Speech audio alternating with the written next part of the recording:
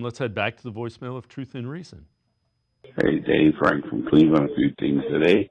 First and foremost, you want to turn the Browns franchise around. Tell Jimmy and Dee Haslam to quit meddling and let Andrew Berry and Kevin Stefanski do their jobs. And two, I'm starting to lean towards Cam Ward in the draft. What are you thinking? Or maybe trade back no further than 6 and see what we can come up with. Give me your thoughts, Dave. Love you, brother. You and that family. Be safe, and God bless you, brother. As always, appreciate all the voicemails. Scott, after the combine, I'm kind of leaning more and more towards Cam Ward. I haven't gone back and looked at highlights or any of that. When I watched him during the year, there were throws where it's like, man, how'd he do that? And then there were throws going, why did he do that? And there's 4 or 5 of those a game where it's like, ugh.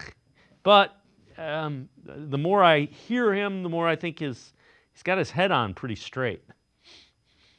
Yeah, I do think that's a fair knock on him, Dave, and that's what I've heard consistently.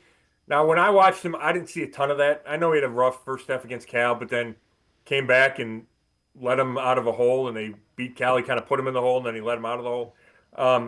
I think he only threw 7 interceptions all year, so it's not like he was turning it over a ton. He clearly likes to make tight throws or big-time throws into tight windows. Whether or not he likes it or not, you saw it over and over, and I saw plenty of times where that throw got where it was going because he's got a big arm, because he had good accuracy and put it where it needed to be. And that's a trait that a lot of guys don't have. And I couldn't get past it. Like, I kept coming back to that when I watched him, and I'm a sucker for a big arm, and he's got that. Again, there's plenty of guys with big arms that it doesn't translate, or it's not enough. You can have a big arm, but it doesn't matter if you're making bad decisions. It doesn't matter if you're inaccurate. So now I don't think he made a ton of bad decisions. I don't think he was inaccurate. So that's why I like him, and I think that combined with a skill set where he can run the ball if needed, he can scramble. He's a bigger guy, thicker guy. But he said, I got to live in the pocket. He goes, that's how I'm going to be successful. So I like that about him. I like that he knows he needs to make decisions in the pocket and win from the pocket.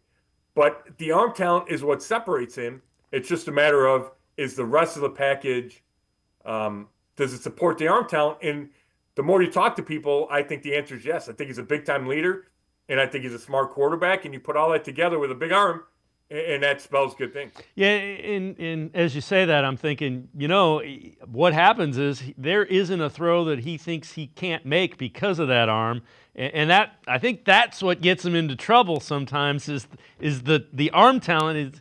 It's like, don't throw it through the keyhole. We got a window over here that you can do. You don't have to hit the keyhole.